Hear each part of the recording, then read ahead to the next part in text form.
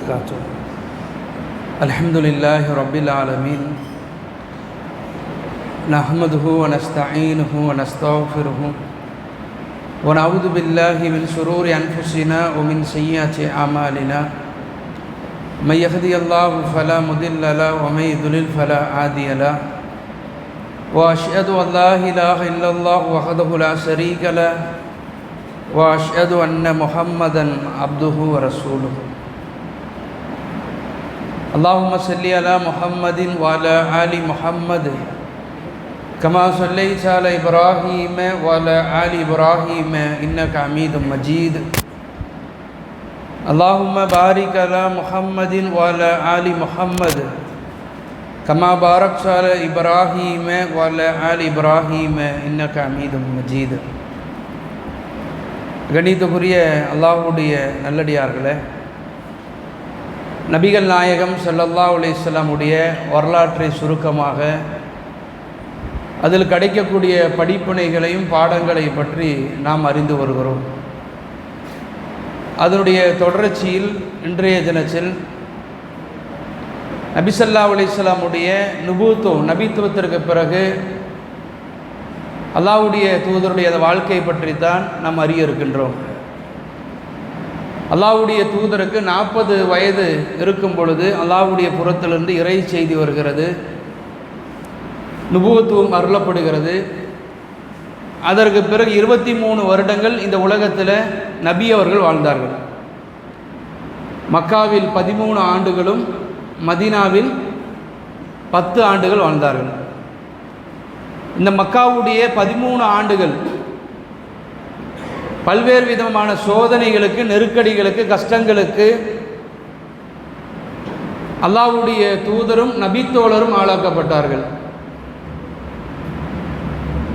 அந்த நபித்துவம் அருளப்பட்ட உடனே அல்லாஹ்வுடைய தூதர் அவர்கள் 3 ஆண்டுகள் ரகசியமாக தன்னுடைய அழைப்பு பணியை செய்கிறார்கள். முதலில் தன்னுடைய மனைவியிடத்தில் இந்த மார்க்கத்தை, இஸ்லாத்தை எடுத்து சொல்கிறார். நபி ஸல்லல்லாஹு அலைஹி வஸல்லம் மனைவி கதீஜா ரலியல்லாஹு அவர்கள் இஸ்லாத்தை ஏற்றுக்கொள்கிறார். இரண்டாவது யார்? முதல்ல மனைவியிடத்திலிருந்து ஆரம்பிக்கிறார். முதல்ல மனைவி இஸ்லாத்தை ஏற்றுக்கொள்கிறார். இரண்டாவது நபர் அபூபக்கர் சித்திக் ரலியல்லாஹு அவர்கள். மூன்றாவது அலி ரலியல்லாஹு அவர்கள். நான்காவது ஸெய்த் பின் ஹாரிஸா. முதலில் கதீஜா ரலியல்லாஹு அவர்கள், இரண்டாவது வளர்ப்பு மகன் ஸெய்த் பின் ஹாரிஸா, மூன்றாவது தன்னுடைய பொறுப்பில் உள்ள தன்னுடைய சகோதரருடைய மகன் அலி ரலியல்லாஹு அவர்கள். அடுத்தது அபூபக்கர், தன்னுடைய உற்றத்தோழர் அபூபக்கர் சித்திக் ரலியல்லாஹு அவர்கள். முதல் நாளிலே 4 நபர்கள் இஸ்லாத்தை ஏற்றுக்கொள்கிறார். அபூபக்கர் சித்திக் ரலியல்லாஹு அவர்கள் இஸ்லாத்தை ஏற்றவுடனே அவர் அடுத்து அழைப்பு பணி செய்கிறார். அவருடைய அழைப்பு பணியில் நபி ஸல்லல்லாஹு அலைஹி வஸல்லம் அவர்கள் 10 நபித்தோழரை சுவனவாதி, சொர்க்கவாதி என்று முன்னறிவிப்பு செஞ்சாங்க. அந்த 10 நபர்களில் 8 நபர்கள் அபூபக்கர் சித்திக் ரலியல்லாஹு அவர்கள் மூலியமாக இஸ்லாத்தை ஏற்றுக்கொள்கிறார். உஸ்மான் ரலியல்லாஹு அவர்கள், அப்துல் ரஹ்மான் அவுஃப் ரலியல்லாஹு அவர்கள், சஹத் பின் அபி வக்காஸ் ரலியல்லாஹு அவர்கள், ஜுபைர் பின் அவ்வாம் ரலியல்லாஹு அவர்கள், தல்ஹா ரலியல்லாஹு, இப்படி 8 நபர்கள் அபூபக்கர் சித்திக் ரலியல்லாஹு அவர்கள் மூலியமாக இஸ்லாத்தை ஏற்றுக்கொள்கிறார். இவர்களை பற்றி தான் அல்லாஹ் திருமறை குர்ஆனில் சொல்லும்போது வஸ்ஸாபிகூன் அவ்வல்லூன், இவர்கள் தான் முதன்மையானவர்கள் என்று அல்லாஹ் திருமறை குர்ஆனில் அந்த நபித்தோழர்களை பாராட்டி சிலாய்த்து சொல்கிறான். அடுத்தடுத்து பல நபித்தோழர்கள் மறைமுகமாக அல்லாஹ்வுடைய தூதர் இந்த 3 ஆண்டுகள் அழைப்பு பணி செய்யக்கூடிய நேரத்தில் பல நபித்தோழர்களும் பல நபித்தோழிகளும் இஸ்லாத்தை ஏற்றுக்கொள்கிறார். அதில் அதிகமான மக்கள் அடிமைகள், ஏழைகள் இஸ்லாத்தை ஏற்றுக்கொள்கிறார். அப்போ 3 ஆண்டுகளும் ரசூல் ஸல்லல்லாஹு அலைஹி வஸல்லம் அவர் நபித்துவத்திற்கு பிறகு மக்காவிலே 13 ஆண்டுகளிலே 3 ஆண்டுகள் ரகசியமாக அழைப்பு பணி செய்கிறார். இரண்டாவது காலகட்டம் வெளிப்படையான அழைப்பு பணி. இந்த வெளிப்படையான அழைப்பு பணியை செய்ய வேண்டும் என்று அல்லாஹ்வுடைய புறத்திலிருந்து அல்லாஹ்வுடைய தூதருக்கு இறை செய்தி வருகிறது. நபிகள் நாயகம் ஸல்லல்லாஹு அலைஹி வஸல்லம் அவர்கள் வெளிப்படையாக இந்த மார்க்கத்தை எடுத்து சொல்கிறார். பல்வேறு விதமான சோதனைகளுக்கு, நெருக்கடிகளுக்கு அல்லாஹ்வுடைய தூதர் ஆளாக்கப்படுகிறார். எந்த அளவுக்கு ஆளாக்கப்படுகிறார் என்று சொன்னவுடன் அல்லாஹ்வுடைய தூதர் அவர்கள் இந்த இறை செய்தி சொன்ன உடனே 2 மகள் எங்கே வந்துட்டாங்க? ரசூல் ஸல்லல்லாஹு அலைஹி வஸல்லம் உடைய வீட்டுக்கு வந்துட்டாங்க. ரொக்கையாவும் உம்மு குல்சும் எங்கே வந்துட்டாங்க? அபூலஹபுடைய 2 மகனுக்கு தான் என்னது திருமணம் முடிச்சு கொடுத்துருந்தாங்க. அபூலஹப் நபிகள் நாயகம் ஸல்லல்லாஹு அலைஹி வஸல்லம் அவர்களை சபிக்கிறாங்க. சபித்த காரணத்தினால் அல்லாஹ் ரப்புல் ஆலமீன் தப்பத்தி யதா அபி லஹப் என்ற அந்த அத்தியாயம் அருளப்பட்ட உடனே என்னை குறித்து முகமது கவிதையில் ஏசுகிறானா, சபிக்கிறாரா என்று சொல்லி இங்கே முகமதுடைய மகளுக்கு நீ இந்த வீட்டில் இடமே கிடையாது என்று சொல்லி 2 மகள் எங்கே வந்தாச்சு? ரசூல் ஸல்லல்லாஹு அலைஹி வஸல்லம் வீட்டுக்கு வந்தாச்சு. பல்வேறு விதமான வார்த்தை சொற்களால் அல்லாஹ்வுடைய தூதர் தாக்கப்படுகிறார். பல்வேறு விதமான பொய்களை நபிகள் நாயகம் ஸல்லல்லாஹு அலைஹி வஸல்லம் அவர்கள் மீது என்னது அவதூறுகளை பரப்புகிறார்கள். இந்த முகமது ஒரு பொய்யன் என்று சொன்னார்கள், இந்த முகமது ஒரு கவிஞர் என்று சொன்னார்கள், இந்த முகமது ஒரு ஜோசியக்காரர் என்று சொன்னார்கள், இந்த முகமது ஒரு சூனியக்காரர் என்று சொன்னார்கள். யார் இந்த முகமதுடைய பேச்சை யார் கேட்கிறார் என்று சொன்னால் குடும்பத்துக்குள்ள பிரச்சனை ஏற்பட்டு விடும் என்று சொல்லக்கூடிய அளவுக்கு என்னது பிரச்சாரங்கள் ஒரு பக்கம் நடந்து கொண்டே இருக்கு.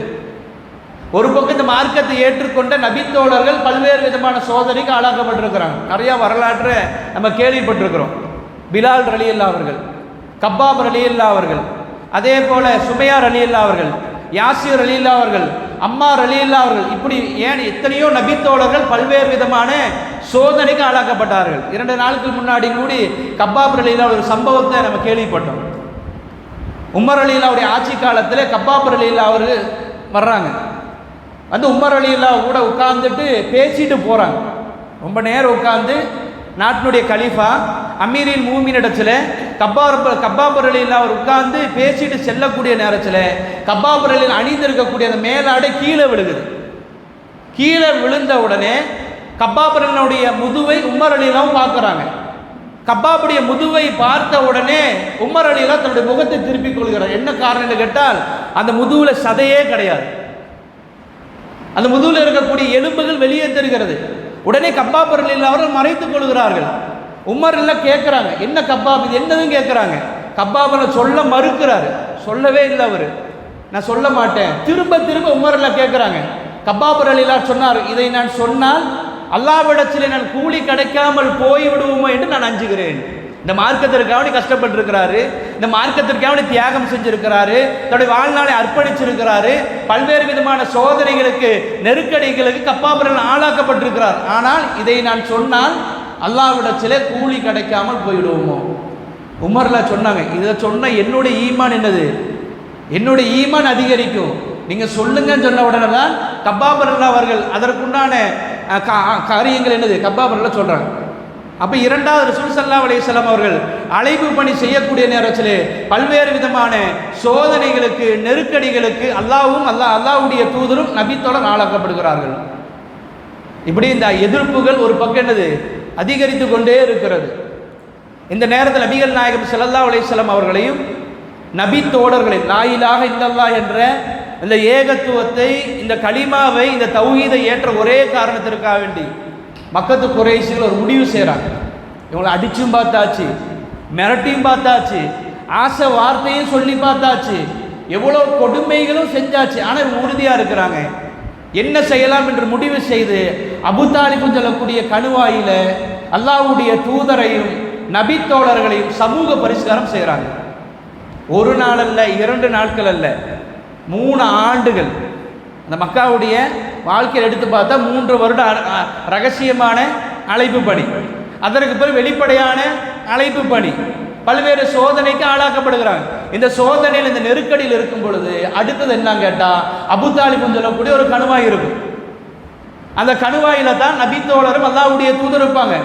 யாரும் வியாபார ரீதியாக எந்த விதமான தொடர்பு வைக்கக்கூடாது, யாரும் பேசக்கூடாது, எந்த விதமான வரவு செலவு இருக்கக்கூடாது, எந்த விதமான உதவிகளும் இவர்கள் செய்யக்கூடாது என்று அபு தாலிப் சொல்லக்கூடிய கணுவாயில சமூக பரிஷ்காரம் செய்யப்படுகிறார்கள். எந்த அளவுக்கு என்று சொன்னால் சஹதுல் நபி அக்காசர்லாம் சொல்லுவாங்க, நாங்கள் பசியின் காரணத்தினால் நாங்கள் இரவில் நாங்கள் நடந்து செல்வோம், நடந்து செல்லக்கூடிய நேரத்தில் எங்களுடைய காலுக்கு என்ன தட்டுகிறதோ அதை எடுத்து நாங்கள் சாப்பிடுவோம். சில நேரங்களில் எங்களுடைய மலம் எப்படி இருக்கும் என்று சொன்னால், ஆடு மலம் கழித்தால் ஆட்டுடைய மலம் எப்படி இருக்குமோ அதே போலத்தான் எங்களுடைய மலம் இருக்கும். என்ன காரணம்? உண்ணுவதற்காக வேண்டிய எந்த உணவும் கிடையாது. மரத்திலிருந்து காய்ந்து உதிர்கின்ற இலைகளை எடுத்து தண்ணீரிலே கடைத்து நாங்கள் குடிப்போம். அதனால் எங்களுடைய மலம் ஆட்டுடைய மலம் போல இருக்கும். இரவு நேரத்தில் எங்களுடைய குழந்தைகள் அழக்கூடிய பசியின் காரணத்தினால் அழக்கூடிய சப்தம் அபு தாலிபை சுற்றி கேட்கும். இது ஒரு நாள் அல்ல, 2 நாட்கள் அல்ல, 3 வருடங்கள் அல்லாஹ்வுடைய தூதரும் நபித்தோழர்களும் சமூக பரிஷ்காரம் செய்யப்படுகிறார்கள். நபித்துவம் 10ஆம் ஆண்டு, நபித்துவம் 10ஆம் ஆண்டு அந்த அபு தாலிப் கணுவாயிலிருந்து அல்லாஹ்வுடைய தூதர் நபித்தோழர் வெளியே வர்றாங்க. வெளியே வந்த உடனே அடுத்தது என்னது? அவருடைய பெரிய தந்தை அபு தாலிபுடைய மரணம். 8 வயசுலேருந்து அவருடைய பராமரிப்பில் தான், அவருடைய பாதுகாப்பில் தான் யார் வளர்ந்து வர்றாரு? ரசூல் ஸல்லல்லாஹு அலைஹி வஸல்லம் வர்றாங்க. அபு தாலிப் அவர்கள் இஸ்லாமிய மார்க்கத்தை ஏற்றுக்கொள்ளலை. ஆனால் இஸ்லாமிய மார்க்கத்திற்கு பக்கபலமாக இருந்தார். ரசூல் ஸல்லல்லாஹு அலைஹி வஸல்லம் அவருக்கு பாதுகாப்பாக கேடயமாக இருந்தாங்க. அபு தாலிப் அவர்கள் உயிரோடு இருக்கும் காலம் வரைக்கும் நபி அவர்கள் நெருங்க முடியல. அந்தளவு என்னது, அபு தாலிப் அவர்கள் ரசூல் ஸல்லல்லாஹு அலைஹி வஸல்லம் அவர்கள் பக்கபலமாக இருந்தாங்க. இந்த அபு தாலிஃபுடைய மரண படுக்கையில் இருக்கிறாரு. இந்த நேரத்தில் பக்கத்தில் அபுஜேல் இருக்கிறான், உத்துபா ஷைபா இருக்கிறாங்க. ரசூல் ஸல்லல்லாஹு அலைஹி வஸல்லம் சொல்கிறாங்க, தன்னுடைய பெரிய தந்தையை பார்த்து சொல்கிறாங்க, என் பாசத்துக்குரிய பெரிய தந்தையே, என் தந்தையினுடைய சகோதரர், இந்த மார்க்கத்தை நீங்கள் ஏற்றுக்கொள்ளுங்க, இந்த மார்க்கத்தை நீங்கள் ஏற்றுக்கொள்ளுங்க, உங்களுக்காக அல்லாஹ்விடத்தில் நான் மறுமையில் பரிந்துரை செய்கிறேன் என்று அல்லாஹ்வுடைய திரும்ப திரும்ப சொல்கிறாங்க. பக்கத்தில் இருந்த அபுஜேல் சொன்னாங்க, எந்த மார்க்கத்தை ஏற்றுக்கொள்கிறாய்? நம்முடைய பார்ட்னர் அப்துல்லுடைய முத்தலிஃபுடைய மார்க்கத்தை விட்டுவிட்டு இந்த முகமது சொல்லக்கூடிய மார்க்கத்தை ஏற்றுக்கொள் திரும்ப திரும்ப என்னது அபுஜேல் அதையே திரும்ப திரும்ப சொல்கிறார். இறுதியாக தன்னுடைய பாசத்துக்குரிய பெரிய தந்தை அபு தாலிப் அவர்கள் இந்த மார்க்கத்தை ஏற்றுக்கொள்ளாமலே இறை மறுப்பாளராக மரணிக்கிறார். நபிகள் நாயகம் ஸல்லல்லாஹு அலைஹி வஸல்லம் அவருக்கு மிகப்பெரிய கவலை, மிகப்பெரிய கவலை. தன்னுடைய பெரிய தந்தை இந்த மார்க்கத்தை ஏற்றுக்கொள்ளவில்லையே, அவருக்கு இந்த இதாயத்து நேர்வழி கிடைக்கவில்லை என்று கவலைப்படுகிறார்கள். அல்லாஹ் ரப்புல் ஆலமீன் வசனத்தையே இறக்குகிறான், நபியே, நீ யாரை நேசிக்கிறாயோ, நீ யாரை விரும்புகிறாயோ அவர்களுக்கெல்லாம் நேர்வழி கிடைக்காது. அல்லாஹ் யாரை தேர்வு செய்கிறானோ, அல்லாஹ் யாரை நாடுகிறானோ அவனுக்கு தான் என்னது இந்த நேர்வழி கிடைக்கும் என்று அல்லாஹ் ரப்புல் ஆலமீன் வசனத்தை இறக்குகிறான். இதில் மிகப்பெரிய ஒரு படிப்பினை நமக்கு இருக்குங்க. இதில் மிகப்பெரிய ஒரு படிப்பினை இருக்கிறது. இந்த மார்க்கத்தினுடைய பிரச்சாரத்திற்காக வேண்டி பக்கபலமாக இருந்தவர் யார்? அபு தாலிப். நபிகள் நாயகம் ஸல்லல்லாஹு அலைஹி வஸல்லம் பாதுகாப்பாக கேடயமாக இருந்தார். அவர் உயிரோடு இருக்கிற காலம் வரைக்கும் ரசூல் ஸல்லல்லாஹு அலைஹி வஸல்லம் அவர்களை நெருங்க முடியல. இந்த அபு தாலிபுக்காக வேண்டி அல்லாஹ்வுடைய தூதர் என்னது தாவா செய்கிறாரு, அழைப்பு பணி செய்கிறாரு, இந்த மார்க்கத்தை ஏற்றுக்கொள் என்று நிர்பந்திக்கிறாரு. ஆனால் அவருக்கு என்ன கிடைக்கல? இதாயத்து கிடைக்கல. ஆனால் அந்த இதாயத்து நமக்கு கிடைச்சிருக்கு. நினச்சிப்பாரு, அந்த இதாயத்தை யார் கிடைச்சிருக்கு? நமக்கு கிடைச்சிருக்கிறது. ஆனால் அந்த இதாயத்துடைய அந்த நேர்வழியினுடைய பெருமதியை உணராமல் அல்லாஹ் பாதுகாத்த மக்களை தவிர பெருவாரியான மக்கள் வாழ்ந்துட்டு இருக்கிறாங்க. பெரும்பாரியான மக்கள் வாழ்ந்து கொண்டிருக்கிறார்கள். நபிகள் நாயகம் ஸல்லல்லாஹு அலைஹி வஸல்லம் அவர்கள் முஆத் பின் ஜபல் ரலியல்லாஹு அவங்கள யமன் நாட்டுக்கு ஆளுநர் அனுப்புகிறார். ஆளுநர் அனுப்பும் பொழுது ரசூல் ஸல்லல்லாஹு அலைஹி வஸல்லம் அவர்கள் மதீனாவுடைய எல்லை வரைக்கும் அழைச்சிட்டு வர்றார். அழைச்சிட்டு வரும் பொழுது ஒரு தூரத்தில் இருக்கக்கூடிய ஒரு மனிதர் நாம் எப்படி அழைப்போமோ அதே மாதிரி 3 முறை முஆத் பின் ஜபல் ரலியல்லாஹு அவர் அல்லாஹ்வுடைய தூதர் அழைக்கிறாங்க. இதோ அல்லாஹ்வுடைய தூதர் நான் ஆஜராகி விட்டேன், இதோ அல்லாஹ்வுடைய தூதர் நான் ஆஜராகி விட்டேன், இதோ அல்லாஹ்வுடைய தூதர் நான் ஆஜராகி விட்டேன் என்று 3 முறை அந்த நபித்தோழர் சொல்றார். இப்போ 3 முறை அல்லாஹ்வுடைய தூதர் அந்த நபித்தோழரை அழைத்து அந்த நபித்தோழரிடத்தில் சொன்ன செய்தி என்ன? முஆத் பின் ஜபல் அவர்களே, யார் லா இலாஹ இல்லல்லாஹ் என்ற இந்த ஏகத்துவத்தை, இந்த தௌஹீதை ஏற்றுக்கொண்டு யார் அல்லாஹ்வுக்கு இணை வைக்காமல் இந்த உலகத்தில் வாழ்ந்து மரணிக்கிறார்களோ அந்த மக்களுக்கு அல்லாஹ் நரகத்தை ஹராமாக்கி விட்டான். சுப்ஹானல்லாஹ், நரகத்தை அல்லாஹ் ஹராமாக்கி விட்டான் என்று அல்லாஹ்வுடைய தூதர் அவங்க சொன்னா இது முஆத் பின் ஜபலுக்கு சொன்ன செய்தி அல்ல, நமக்கு சொன்ன செய்தி. அப்படிப்பட்ட ஒரு நேர்வழியை, ஒரு இதாயத்தை, மார்க்கத்திற்கு உண்டான தெளிவு அல்லாஹ் நமக்கு தந்திருக்கிறான். நம்மளாம் நிறையா பயான்களை கேள்விப்பட்டிருக்கிறோம். நூஹ் அலைஹிஸ்ஸலாமுடைய மகனுக்கு கிடைக்காத நேர்வழி, நூஹ் அலைஹிஸ்ஸலாமுடைய மனைவிக்கு கிடைக்காத நேர்வழி, லூத் அலைஹிஸ்ஸலாமுடைய மனைவிக்கு கிடைக்காத நேர்வழி, இப்ராஹிம் அலைஹிஸ்ஸலாமுடைய பெற்றோருக்கு கிடைக்காத ஒரு நேர்வழி அல்லாஹ் நம்மளை தேர்வு செஞ்சிருக்கிறான். இந்த நேர்வழியில் எடுத்து பாருங்க, அல்லாஹ் யாருக்கெல்லாம் கொடுத்துருக்கிறான்னு பாருங்க. இஸ்லாமிய வரலாற்று எடுத்து பாருங்க, நபிமாருடைய வரலாற்று எல்லாம் எடுத்து நீங்க படிச்சு பாருங்க. நூஹ் அலைஹிஸ்ஸலாம் அவர்கள் 950 வருடம் பிரச்சாரம் செஞ்சாங்க. ஆனால் மனைவிக்கு நேர்வழி கிடைக்கல, மகனுக்கு நேர்வழி கிடைக்கல. லூத் அலைஹிஸ்ஸலாம் மனைவிக்கு நேர்வழி கிடைக்கல, நபியினுடைய மனைவிக்கும் மகனுக்கு நேர்வழி கிடைக்கல. ஆனால் இந்த உலகத்தில் கொடுங்கோலனாக இருந்த, தன்னை ரப் என்று சொல்லிக் கொண்டிருந்த, பனு இஸ்ராயேல் மக்கள் அடிமைத்தனம் படுத்தி கொண்டிருந்த, பனு இஸ்ராயேல் சமுதாயத்தில் பிறக்கின்ற எல்லா ஆண் குழந்தை கொன்று குவித்து கொண்டிருந்த அந்த ஃபிரௌனுடைய மனைவி ஆசியாவுக்கு என்னது நேர்வழி கிடைச்சது. இந்த மார்க்கத்திற்கு பக்கபலமாக இருந்த, அல்லாஹ்வுடைய தூதருக்கு உறுதுணையாக இருந்த அபு தாலிபுக்கு என்னது நேர்வழி கிடைக்கல. ஆனால் அபுஜெயில் மகன் இக்ரிமாக்கு நேர்வழி கிடைச்சது. அபுஜெயிலுடைய மகன் இக்ரிமா யாரு? உஹதுடைய போர்க்களத்தில் தலைமை பொறுப்பேற்று கொண்டு வந்தவர். யார? ரசூல் ஸல்லல்லாஹு அலைஹி வஸல்லம் அழிக்க வேண்டும், சஹாபாக்களை கொல்ல வேண்டும், முஸ்லீம்களை கருவறுக்க வேண்டும் என்று படை திரட்டிட்டு வந்த ஒருவர் தான் யாரு? இக்ரிமா.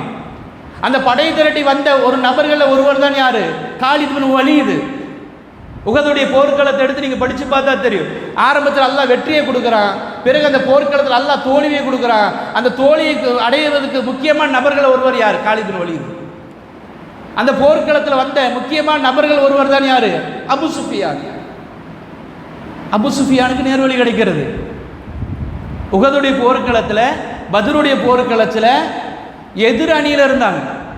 எதிர் அணியில் இருந்த இக்ரிமாக்கு நேர்வழி கிடைக்கிறது, அபு சுஃபியானுக்கு நேர்வழி கிடைக்கிறது, காலித் பின் வலீதுக்கு நேர்வழி கிடைக்கிறது, அம்ர் பின் ஆஸுக்கு நேர்வழி கிடைக்கிறது, ஹம்சாவை கொன்ற வஹஷிக்கு நேர்வழி கிடைக்கிறது. ஹம்சாவை கொன்ற, ஹம்சாரில் கொன்ற உடனே சந்தோஷம் அடைந்த இந்தாவுக்கு என்னது நேர்வழி கிடைக்கிறது. இந்த நேர்வழிங்கிறது யார் தேர்வு செய்யறது? அல்லாஹ். அல்லாஹ் தேர்வு செய்கிறான். இந்த மார்க்கத்தை யார் பின்பற்ற வேண்டும், இந்த மார்க்கத்தை யார் நடைமுறைப்படுத்த வேண்டும் என்று அல்லாஹ் ரப்புல் ஆலமீன் தேர்வு செய்கிறான். அப்படிப்பட்ட ஒரு நேர்வழி அல்லாஹ் நமக்கு தந்திருக்கிறான். இந்த நேர்வழி நம்முடைய கடந்த கால வாழ்க்கையை கொஞ்சம் கண்ணுக்கு முன்னாடி கொண்டு வந்து பாருங்களேன். நம்முடைய கடந்த கால வாழ்க்கை இருக்கா இல்லையா? எத்தனையோ கிட்டத்தட்ட 40 வயது 50 வயது கடந்தவர் உட்கார்ந்துட்டு இருக்கிறாங்க. மார்க்கம்னா என்னான்னு நமக்கு தெரியாது. மார்க்கம்னா என்னான்னு தெரியாது. வெள்ளிக்கிழமை ஜும்மாவுடைய நாளில் பள்ளிவாசலுக்கு போகணும். அது ஜும்மா முடியக்கூடிய நேரத்தில் போய் உட்காருவோம். அவர் சொல்கிற உபதேசம் நமக்கு புரியாது. உபதேசம் கேட்குற நிலையில் நாம் இருக்க மாட்டோம். ரமலானுடைய மாதத்தில் நோன்பு வைப்போம். எதுக்கு நோன்பு வைக்கிற நமக்கு தெரியாது. எதுக்கு சகருக்கு இல்லை சகர் நேரத்தில் எந்திரிக்கிறோம், ஏன் நோன்பு திறக்கிறோம், ஏன் நோன்பு வச்சிருக்கிறோம், ஏன் பெருநாள் கொண்டாடுறோம் நமக்கு தெரியாது. ஏன் ஆட்டா இருக்கிறோம், ஏன் மாட்டா இருக்கிறோம் நமக்கு தெரியாது. இப்படி தான் நம்முடைய கடந்த கால வாழ்க்கை இருந்தது. குரான்னா என்ன நமக்கு தெரியாது.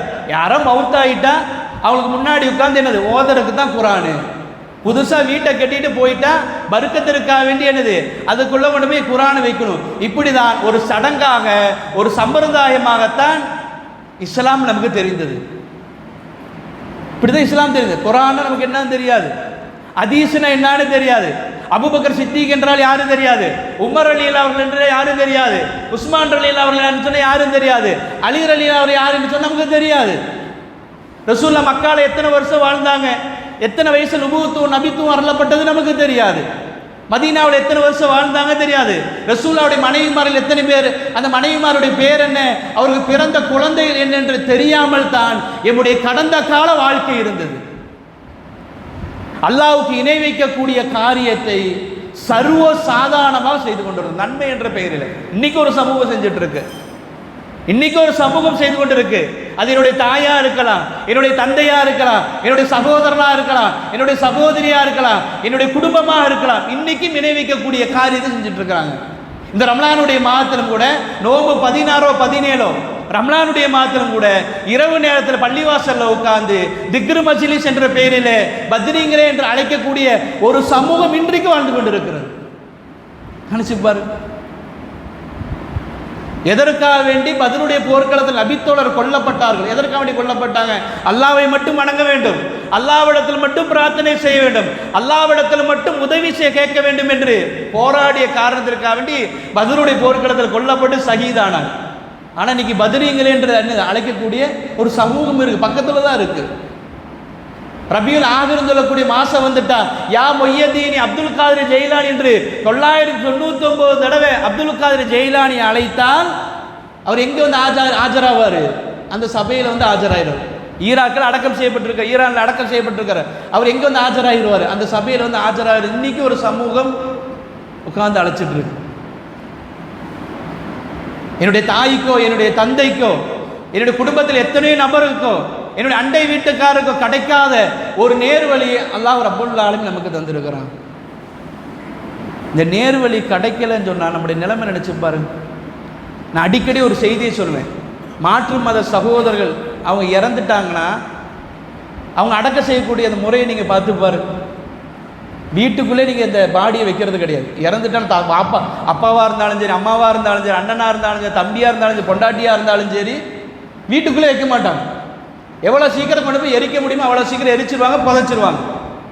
அவர் பயன்படுத்தக்கூடிய எந்த பொருளாக இருந்தாலும் கொண்டு போய் என்னது வெளியே போட்டுருவாங்க.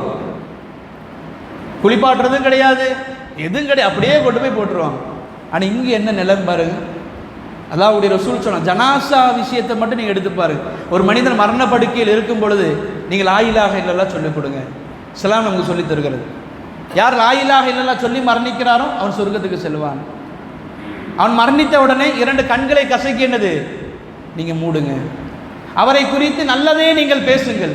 அவருக்காக அல்லாஹ்விடத்தில் நீங்கள் துவா செய்யுங்க. அவரை குளிப்பாட்டக்கூடிய நேரத்தில் எப்படி குளிப்பாட்டணும் அதையும் இஸ்லாம் சொல்லி தருகிறது. நீ குளிப்பாட்டக்கூடிய நேரத்தில் முதல் தண்ணீரை இளந்தையில் சேர்த்துங்க, நல்ல நறுமண பொருளை பயன்படுத்துங்க, கடைசி தண்ணீரில் கற்பூரத்தை சேர்த்துங்க. அந்த உடம்புல ஏதாவது குறை இருந்தால் அதை வெளியே காட்டிடாதீங்க, நிதானத்தோடு குளிப்பாட்டுங்க. எத்தனை முறை குளிப்பாட்டணும் என்று இஸ்லாம் சொல்லி தருகிறது. குளிப்பாட்டி முடிஞ்ச உடனே எந்த ஆடையை கொண்டு, எத்தனை ஆடைகளை கொண்டு அந்த ஜனாசாக்கு கஃபன் அணிவிக்க வேண்டும் இஸ்லாம் சொல்லி தருகிறது. அந்த ஜனாசாவை சுமந்து செல்லக்கூடிய நேரத்தில் நம்மையும் அறிந்தோ அறியாமல் நம்ம சொல்கிறோம், பாய் வேகமாக போகாதீங்க, பாய் வேகமாக போகாதீங்க, நிதானமாக போங்க, ஜனாசா ஆடுது, ஜனாசா ஆடுது என்று இந்த சொல்லக்கூடிய இந்த உணர்வை இந்த இஸ்லாம் நமக்கு ஏற்படுத்தியது. நினச்சி பாருங்க. அந்த ஜனாசாவை கபரில் இறக்கும் பொழுது அது உறவோ அண்ணனோ தம்பியோ தங்கச்சி யாராக இருக்கட்டும், இல்லை ரத்த பந்தம் இல்லாமலாம் இருக்கலாம், அந்த ஜனாசாவை இறக்கும் பொழுது பை பார்த்து இறக்கும் பை நிதானத்தோடு இறக்கும் பை மெல்ல இறக்கும் என்று சொல்லக்கூடிய அந்த உணர்வு இஸ்லாம் ஏற்படுத்துச்சு. இதுக்காக வேண்டிய ஒருத்தர் முஸ்லீமாக பிறக்கணும். இப்போ இப்படிப்பட்ட ஒரு இதாயத்தை நேர்வழி எல்லாம் தந்திருக்கிறான். இந்த நேர்வழியை நம்ம தக்க வைக்கணும். இந்த நேர்வழி இருக்கா இல்லை, இந்த கிடைச்ச நேர்வழி இருக்கா இல்லையா? இன்றைக்கி நான் தௌஹீத்வாதியாக இருக்கிறேன், நான் ஏகத்துவாதியாக இருக்கிறேன், நான் குர்ஆன் ஹதீஸை நான் பின்பற்றுறேன், நான் தர்காவுக்கு போகிறது கிடையாது, தர்காவில் இருக்கக்கூடிய மனிதர்கிட்ட பிரார்த்தனை செய்கிறது கிடையாது, நான் தர்காவில் இருக்கக்கூடிய மனிதருக்கு நேர்ச்சி செய்கிறது கிடையாது, அறுத்து பழிகிறது கிடையாது, நான் அல்லாஹ்விட்ட மட்டும்தான் துவா செய்கிறேன், அல்லாஹ்விட்ட மட்டும்தான் பிரார்த்திக்கிறேன், நானும் இப்படி தான் இருக்கிறேன், என் மனைவி இப்படி தான் இருக்கிறாங்க, என்னோடய பெற்றோர் இப்படி தான் இருக்கிறாங்க, நான் தௌஹீத் பள்ளிவாசலோடு தொடர்பு வச்சுருக்கிறேன், ஏன் நான் நிர்வாகியாக இருக்கிறேன், நான் தலைவராக இருக்கிறேன், நான் செக்ரட்டரியாக இருக்கிறேன், நான் பொருளாளராக இருக்கிறேன். இல்லை, ஒரு செகண்டு தான் எல்லாம். அதனால தான் ஒவ்வொரு நேர சொல்லியில் நம்ம ஓதுறோம். என்ன ஓதுறோம்? பாத்தியா சூரா, ஈயாக்க நாபுது ஐயாக்க நஸ்தீன், இறைவ உன்னையே வணங்குகிறோம், உன்னிடத்தில் உதவி தேடு, இஹ்தின ஸிராத்தல் முஸ்தகீம். 17 ரக்காத்தில் ஃபர்லான தொழுகையில 17 ரக்காத்தில் திரும்ப திரும்ப ஓதுறோம். இஹ்தின ஸிராத்தல் முஸ்தகீம், இறைவா எனக்கு நேரான வழியை காட்டு, இறைவனுக்கு நேரான வழியை காட்டு, இறைவனுக்கு நேரான வழியை காட்டு என்று திரும்ப திரும்ப நம்ம ஓதுறோம். சொன்னால் இந்த நேர் வழியில் நம்ம நிலைச்சிருக்கணும்.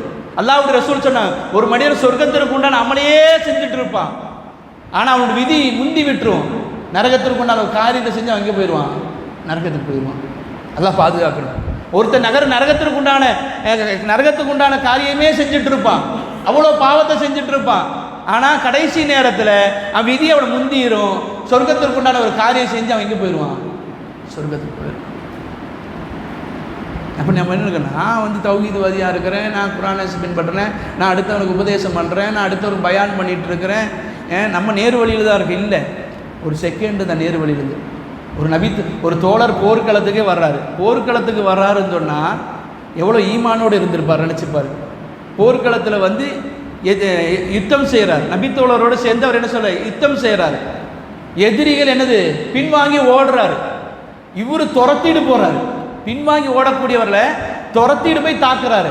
சஹாபாக்கள் சொன்னாங்க, இருந்தால் இந்த மனிதரை மாதிரி இருக்கணும், இருந்தால் இந்த மனிதரை மாதிரி நற்செயல் செய்யணும்னாங்க. அல்லாஹ்வுடைய ரசூல் சொன்ன அந்த மனிதர் நரகவாசி என்று சொன்னார்.